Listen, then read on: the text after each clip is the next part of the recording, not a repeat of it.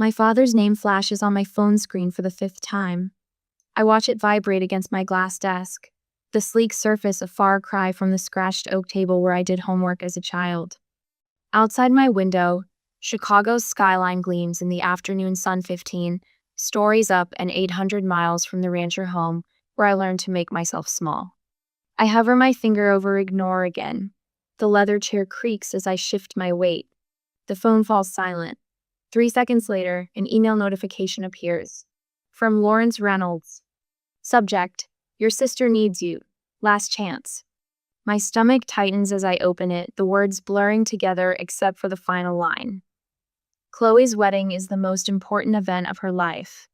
Be there or forget about any future support.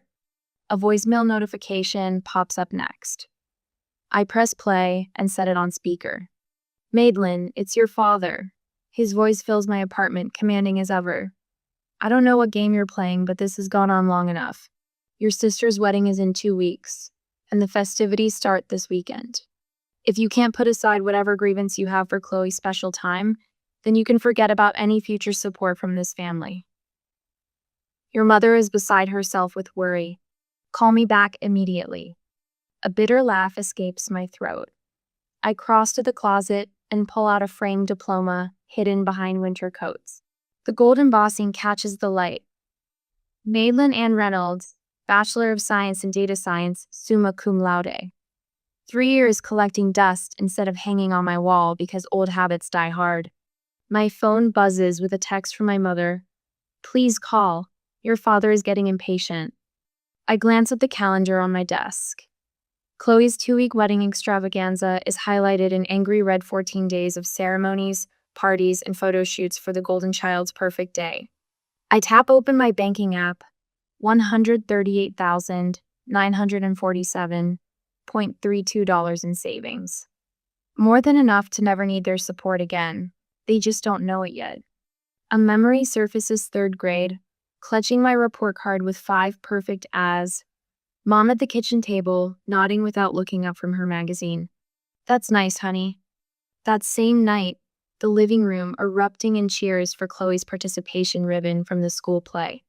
Did you see how she projected her voice? She was the best one up there. Dad's face glowing with pride while I sat invisible on the stairs. The science fair my sophomore year. The blue ribbon I won for analyzing local water quality. The empty chairs where my parents should have been, they'd gone to Chloe's soccer game instead. She'd scored 1 goal and they talked about it for weeks. Principal Williams handed me my award. Your parents must be so proud. I nodded, the hollow feeling in my chest already familiar. Then senior year, the thick acceptance package from the University of Chicago. My hands trembling as I read the scholarship offer. Chicago? Mom's forehead creased with concern. That's so far away. Chloe might feel inferior if you go there when she's just attending community college. Dad didn't even look up from his newspaper. We've discussed this. You're staying local. End of story. The quiet negotiation that followed. I could live in the dorms at State, just 20 minutes away. For quiet study, I'd argued. They agreed, believing I'd surrendered. 2 weeks later, I boarded a bus to Chicago with everything I owned in 2 suitcases, leaving a carefully crafted paper trail of community college registration and a fake dorm assignment. The calculated risk of my first real independence. Now I stand before my bathroom mirror, no longer the invisible daughter. My reflection shows someone they wouldn't recognize confident, successful, unburdened by the need for their approval. I return to my desk and trace my fingers over my name on the diploma. Madelyn Ann Reynolds, product analyst, 6-figure salary, invisible no more. My laptop screen glows as I open the airline website. My fingers move decisively across the keyboard, booking a first-class ticket home.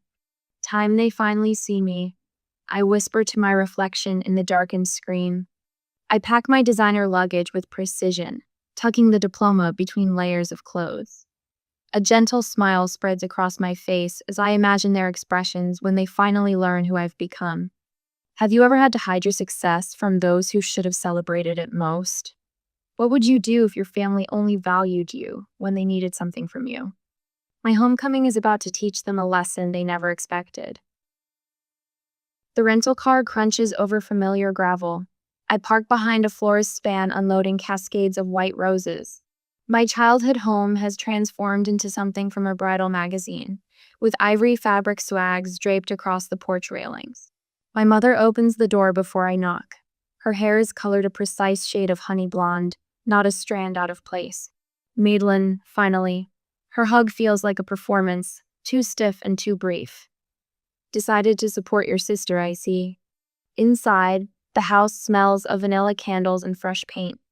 Wedding planning has turned every surface into a staging area. My father emerges from his study, reading glasses perched on his nose. He doesn't hug me, just nods over a clipboard. Good, you're here. The programs need to be folded and these guest welcome bags assembled. He thrusts the clipboard into my hands. Chloe needs these done by 4. I just walked in the door, Dad. And now you have something useful to do. Chloe appears at the top of the stairs, phone pressed to her ear. No, I specifically said cascading arrangement, not gathered. This is literally ruining everything. She spots me and holds up one finger in the universal sign for wait. Do you understand this is the most important day of my life? When she finally descends, she air kisses near my cheek. Mad, thank God. The caterer's threatening to quit, and Mom is useless with the seating chart. Nice to see you too, Chloe. Elliot's planning this surprise for the reception, and I need to make sure it coordinates with everything else. Elliot? I set down my bag. Her fiancé, my mother supplies. You'll meet him at dinner. He's absolutely wonderful. Such a brilliant investor. Crypto millionaire, Chloe corrects with obvious pride. Elliot Brady arrives at precisely 6:30, carrying an expensive bottle of wine and wearing a smile that doesn't quite reach his eyes. He's taller than I expected, with the kind of clean-cut handsomeness that belongs in commercials for luxury watches. The mysterious sister finally appears. He grips my hand too firmly. Chloe said you were some kind of computer genius hiding away in the big city. Product analyst, I correct. Sounds intense. He winks. I've got some friends developing an AI trading platform, revolutionary stuff. We should talk shop sometime. During dinner, Elliot dominates with tales of crypto investments and exclusive opportunities. My father hangs on every word. So which exchanges do you primarily trade on? I ask, during a rare pause. Elliot's smile freezes momentarily. Oh, a mix. Mostly private platforms, exclusive access through my network. Fascinating. And your company's based where? We're decentralized, he replies smoothly. The beauty of blockchain, right? I've got partners in Singapore, Zurich, Dubai. My father shoots me a warning look. Madelyn, not everyone wants to discuss business at dinner. Later, searching for wedding programs in my father's study, I stumble across refinancing paperwork for the house, dated 3 weeks ago. The property I grew up in, which had been nearly paid off, now carries a sizable new mortgage. Voices drift from the adjacent dining room. Lawrence, are you sure about this second mortgage? My mother's worried tone freezes me in place. That's everything from my inheritance, too. Helen, Elliot has guaranteed 20% returns minimum. But $115,000 is... You wouldn't understand investments like these. My father cuts her off. This is what building real wealth looks like.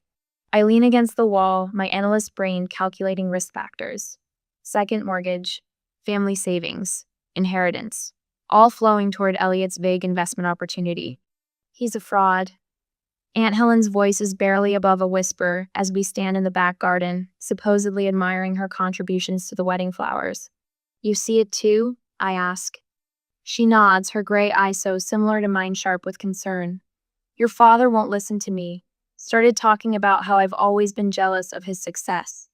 Mr. Wilson down the street lost $50,000 in an exclusive investment opportunity last year, she continues. Sounded awfully familiar when I heard about Elliot's proposals. Madelyn? A familiar voice calls from the fence line. Mr. Thomas, my old science teacher, waves. I've been following your career. That Chicago data science program you attended is one of the best in the country. I freeze. How did you... Unlike your parents, some of us actually pay attention. Aunt Helen pats my hand. For the first time since arriving, I feel seen. Dad, Mom, I think we need to talk about Elliot. We're in the living room that evening. What about him? My father doesn't look up from his newspaper. I've noticed some inconsistencies in his business claims. The way he describes his investments doesn't align with how crypto markets actually function. My mother sighs dramatically. Honestly, Madelyn, you've always been jealous of your sister's happiness. This isn't about jealousy. His investment claims don't make mathematical sense. My father finally looks at me, his expression hardening. You don't understand business at this level, Madelyn.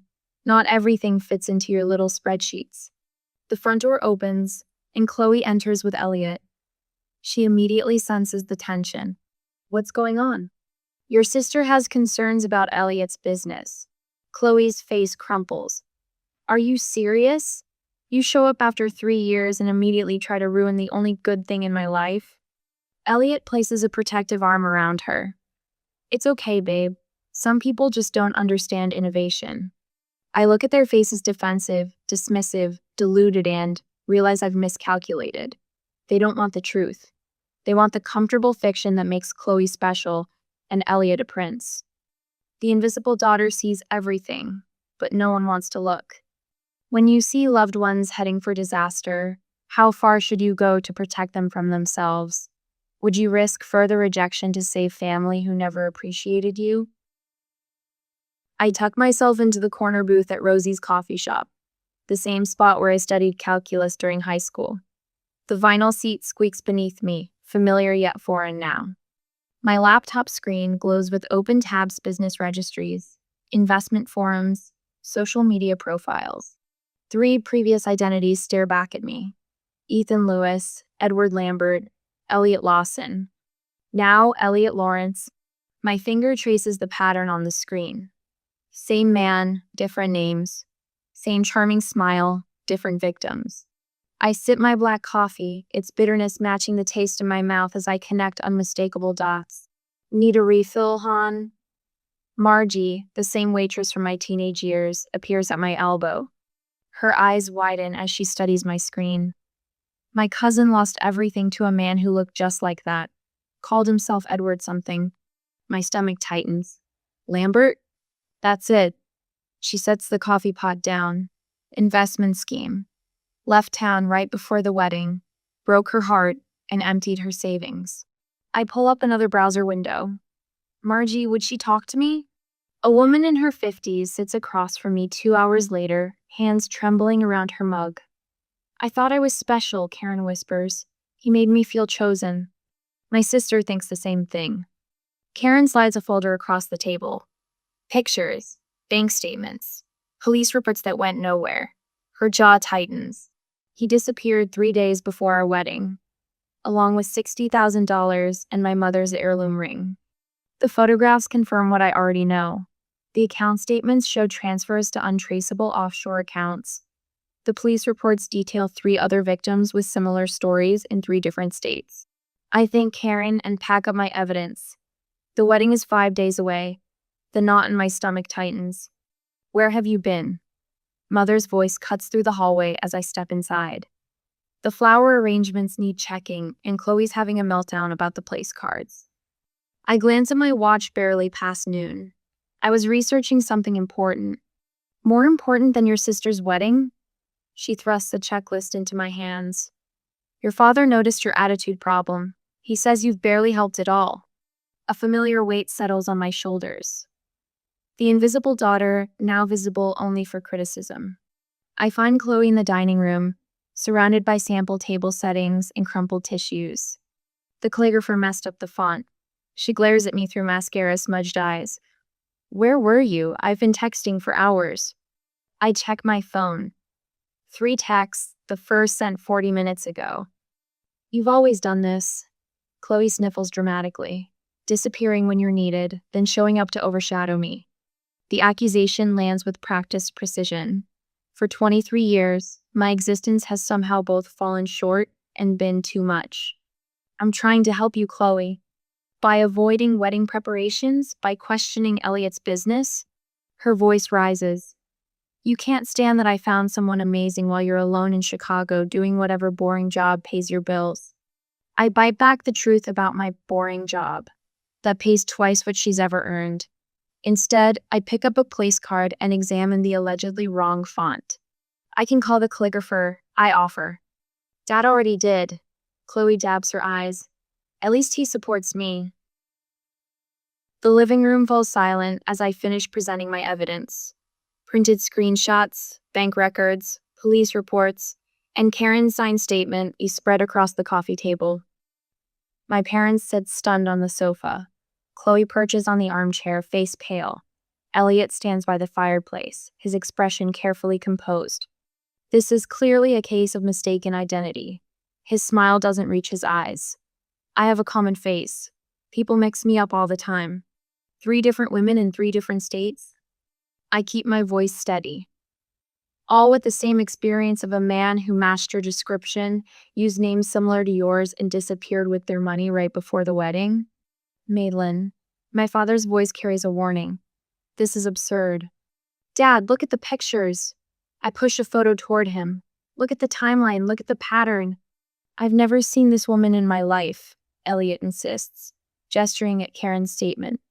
Chloe jumps to her feet. I can't believe you'd go this far to ruin my happiness. Tears stream down her face. You've always been jealous of me. Jealous? The word catches me off guard. I'm trying to protect you. By ambushing my fiancé with these fabrications? Chloe snatches the papers from the table, crumpling them in her fist. Chloe, I reach for her arm. The second mortgage, your retirement fund, Mom's inheritance, it's all gone to his investment opportunity. Don't you see the pattern? That's enough. My father stands, face flushed. You need to leave this house right now. Elliot places a comforting hand on my father's shoulder. Lawrence, it's all right. She's just concerned for her sister, misguided but coming from a good place. His practiced sympathy makes my skin crawl. I'm not leaving. I stand my ground, straightening to my full height.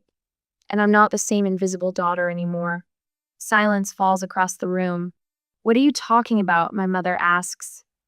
I didn't go to community college. The truth rushes out after years of containment. I graduated top of my class from the University of Chicago 3 years ago. I'm a product analyst at Tech Fusion. I make 6 figures. I've been supporting myself entirely since I was 18. Their stunned faces would be satisfying under different circumstances. That is impossible, my father stammers. Is it? I pull out my company ID badge. Check my LinkedIn profile. Call my office. I've been someone else entirely while you were too busy with your golden child to notice. Chloe sinks back into her chair, her expression flickering between shock and disbelief. And now I'm giving you one chance, your last chance to see the truth before it's too late. I gather the scattered evidence, carefully reassembling the case. This man is not who he claims to be. The wedding is in 5 days. His pattern is to disappear 3 days before the ceremony, once he has access to all the funds. Elliot's mask slips for just a second. A flash of calculation crosses his face before the charming smile returns. I think we've all heard enough fantasy for one day. My father's voice has regained its authority. Madelyn, I won't ask again. Leave now.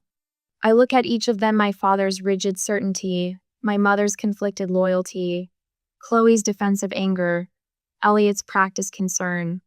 When he disappears with everything you have, I say quietly, gathering my belongings, remember that someone tried to warn you. The front door feels heavier than it did when I was 17, sneaking out to study at the library. This time, I'm not hiding who I am. This time, I'm walking away with the truth they refuse to see. Have you ever had to stand alone with the truth while everyone you loved chose comfortable lies? What would you do if you were me? Walk away or fight harder for a family that refused to listen? My next decision will change everything.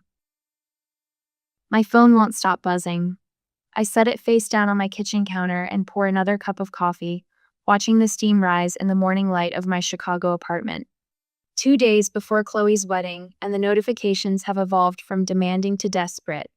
I flip the phone over, 17 missed calls, 23 text messages, 5 voicemails. The first voicemail plays on speaker. Madelyn, he's gone. My father's voice cracks a sound I've never heard before. Elliot disappeared last night. Call us back. The second, the accounts are empty. Everything. Even your mother's retirement fund. His commanding tone has vanished, replaced by something hollow.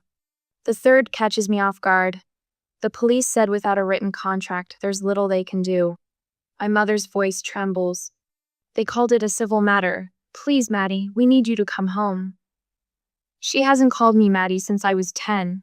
Chloe's text glows on the screen. You were right. I didn't listen. Please help us. I trace my finger around the rim of my coffee mug.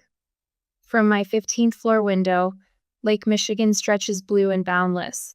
15 stories up and a lifetime away from the family that only sees me when disaster strikes. My mentor Vivian answers on the second ring. You sound troubled, she says instead of hello. They finally believe me about Elliot, I tell her, now that he's gone with their money. And they want your help. Yes. Vivian's silence holds years of wisdom. She helped me build my career when my own parents couldn't be bothered to attend my graduation. What are you considering? She finally asks. I press my forehead against the cool glass of my window.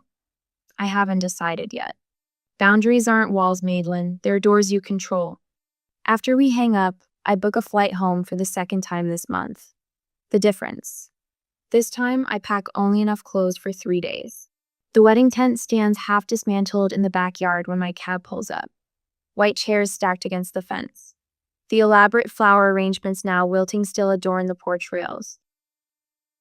My mother opens the door before I knock. Her makeup-free face aged 5 years in 2 days. You came. Her arms hover for a hug I don't step into. My father paces the living room, phone pressed to his ear. He hangs up when he sees me. His eyes flick to my designer handbag, the watch on my wrist. We thought perhaps you might be able to help with. He clears his throat. Financial assistance. Until we sort this out. What will the Hendersons think? My mother wrings her hands. And the country club board, your father is treasurer. Chloe sits curled on the couch, wearing sweatpants and one of my old high school t-shirts she must have found in my former bedroom. Her eyes are swollen. If you had been more supportive from the beginning, I might have listened. Her voice lacks its usual edge, but the blame lands familiar nonetheless. You were always so negative about him. I set my handbag on the coffee table and unbutton my coat. The living room feels smaller than I remember. The walls still display Chloe's dance trophies and not a single one of my academic achievements. I can help with some things, I say, my voice steady. Not all. My father straightens. Now, Madelyn, as your father, I can help you file police reports properly. I can contact my colleague who specializes in financial fraud recovery. I can connect you with a lawyer who handles cases like this. I take the points off on my fingers. I cannot replace the money you lost. The silence stretches taut between us. But, my mother starts. I earn 6 figures. I have substantial savings. And I will not sacrifice my financial security to rescue you from a situation I explicitly warned you about. My father's face reddens. This family has supported you your entire life. A laugh escapes me short. Unexpected. Did you? When? We put a roof over your head. Food on the table. That's the legal minimum, Dad. Chloe uncurls from the couch. So you're just going to abandon us? After being right? Is that what matters to you, being right? I meet her gaze steadily. What matters to me is being respected, being heard. I exhale slowly. You need me now, but you've never wanted me. There's a difference. My mother collapses into a chair.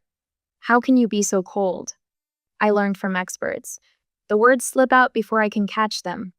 For the first time, they all truly look at men through me or past me. They see the woman who built herself without their notice, who succeeded without their approval. These are my boundaries, I say quietly. I will help you navigate this legally. I will stay 3 days. I will not empty my savings account or co-sign loans. Those are my terms. My father starts to speak, stops, then tries again. When did you become this person? When you weren't looking. Is it our obligation to help family when they've treated us poorly? Or is setting boundaries an act of self-respect? What conditions would you set before helping those who only turn to you in crisis? Father paces the living room, each heavy footfall drumming his authority into the floorboards I once tiptoed across. As head of this family, I've always made decisions with everyone's best interests at heart. He stops, squares his shoulders toward me. This situation requires a united front. I sit perched on the edge of the same armchair, where I'd curl up with books as a child, trying to disappear. Not anymore. Mother wrings her hands, wedding ring clicking against her knuckles. Blood is thicker than water, Madelyn. Surely you understand that now. The familiar weight of their expectations presses down. I straighten my spine. You've always thought you were better. Chloe's voice cracks. Her mascara-streaked face bears little resemblance to the beaming bride-to-be from wedding invitations still scattered across the coffee table. Perfect Madelyn with her fancy job and big city life. I check my watch. They've been at this for 27 minutes. The coordinated pressure, the guilt, the attempt to make me fold like the paper dolls Chloe and I once played with. She got the pretty dresses, I got the torn scraps. When I was 8, I say, voice steady, I won the district spelling bee. You told me you couldn't come because Dad had an important meeting. Father's mouth opens. I raise my hand. I saw you both at Friendly's afterward, with Chloe, celebrating her participation ribbon from field day. The silence hangs thick as summer heat. 10th grade. My science project on agricultural runoff won state recognition. The ceremony was the same night as Chloe's choir concert, where she sang in the back row. You chose the concert. Mother's gaze drops to her lap. My high school graduation you left immediately after because Chloe had a date to prom and needed help with her hair. The grandfather clock ticks in the corner, marking seconds of uncomfortable truth. Christmas 2020. I got you each thoughtful gifts based on conversations we'd had that year. You gave me a generic gift card with the wrong name on it. The front door opens with a familiar creak. Aunt Helen stands framed in the doorway, clutching her purse like a shield. I saw it all. Her voice wavers but holds. Every recital you missed, every achievement you downplayed. I watched this child wilt while you fawned over her sister. Father's face flushes crimson. This is family business, Helen. I am family, my aunt says. Someone in this room needs to acknowledge what happened in this house. I rise from the chair, my full height suddenly apparent in this room, where I spent so many years trying to shrink myself. I'll help with the house. My voice fills the space I never claimed before. I'll cover the second mortgage. I'll arrange for the credit card debt to be consolidated. Their faces flash with relief, quickly hidden. But I won't help with your reputation. I won't pretend Chloe wasn't scammed by a man any decent background check would have flagged. I won't lie to the neighbors about where the money went. I meet each of their eyes in turn. I won't attend any community functions where you parade me around as the dutiful daughter who swooped in to save the day. Father's jaw clenches. You don't get to dictate terms in my house. I do when I'm the one with the means to save it. The words taste unfamiliar, powerful, certain. My assistance comes with legal protections for me. The money will be handled through formal channels with documentation. You won't have direct access to any funds. Think of it as a business transaction, not a family bailout. Mother's eyes widen. We're not some charity case, Madelyn. No, you're not. Charity doesn't come with requirements. This does. From my briefcase, I withdraw 3 copies of a document my lawyer prepared. The paper makes a crisp sound as I place them on the coffee table. This outlines the terms of my financial assistance. One-time solution, not an ongoing relationship.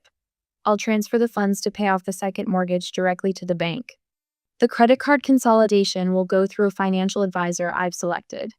This is ridiculous. Father blusters, but his eyes track the papers. Second page is an acknowledgement. I tap the document. It states that for years, you consistently favored one child over the other, creating an environment of emotional neglect. Mother gasps. We would never sign such a thing. Then I'll leave, and you can explain to the bank why you can't make next month's payment. The room falls quiet except for Chloe's ragged breathing. Father reaches for his reading glasses with shaking hands. You've become hard. I've become honest. I remain standing. The world didn't break me, neither did you, but I won't pretend anymore. He reads silently, pen hovering above the signature line. His hand trembles. Your mother and I did our best. Your best was deeply unequal. The words emerge without anger, just truth. 10 minutes later, all 3 signatures mark the page. I text my financial advisor to proceed with the arrangements we discussed. I pull out my phone and make a call. Miss Winters, we're proceeding with Plan A. Yes, the full arrangement. I listen briefly. Thank you. The documentation has been signed. You'll receive copies within the hour. I turn to my family. Rachel Winters is a certified financial advisor who specializes in family debt restructuring. She'll contact you tomorrow to begin the process. Everything will go through her, not me. Father opens his mouth to object. This isn't negotiable, I say. She'll ensure the mortgage gets paid and creditors are handled properly. The money never touches your accounts directly. I gather my things without rush or ceremony. No tearful embraces, no promises to call soon. I hope you find peace with your choices. I straighten my jacket, check that I have everything. Aunt Helen follows me onto the porch. Will you be all right? The afternoon sun warms my face as I look at the street where I once waited for a school bus, dreaming of escape. I already am. I walk to my rental car, back straight, steps measured. The rearview mirror shows the house growing smaller, but I don't look back. Some bridges can't be rebuilt. Some shouldn't be. Sunlight streams through the bay windows of my home office, casting golden rectangles across the maple desk where I've arranged my life in neat, purposeful rows. My Chicago apartment is gone traded for this craftsman bungalow with its solid bones and history. 1 year since I walked away from the Reynolds family drama. The diploma now hangs centered on the wall. Madelyn Ann Reynolds, Bachelor of Science in Data Science, summa cum laude. No longer hidden behind winter coats, no longer a secret. My laptop chimes with an incoming video call from Layla, the 3rd student in my mentorship program for first-generation college women. Her face appears, bright with news about a scholarship interview. I used that preparation technique you taught me, she says, tucking her dark hair behind her ear. When they asked why I deserved it more than others, I didn't apologize or minimize. I told them exactly what I'd accomplished with it. And I lean forward. Her smile breaks wide. They called an hour ago. I got it. You earned it, I correct her gently. There's a difference. After the call, I step into my backyard garden. Spring has coaxed the first green shoots from soil I've amended and nurtured through seasons of patience. My fingers brush the tender leaves of tomato seedlings. These will grow strong, unlike the withered roots I left behind. The letter from my therapist, Dr. Chen, sits on the patio table. 1 year of weekly sessions documented in her precise handwriting. Patient demonstrates significant progress in establishing healthy boundaries and recognizing her inherent value, separate from family validation. Wednesday afternoons still belong to the community center where I teach financial literacy to young women. Last week, Tanya, quick-witted 17-year-old with a spark that reminds me of myself, spotted the warning signs in a pyramid scheme targeting her mother. I showed her the numbers don't add up, she told me, pride straightening her spine.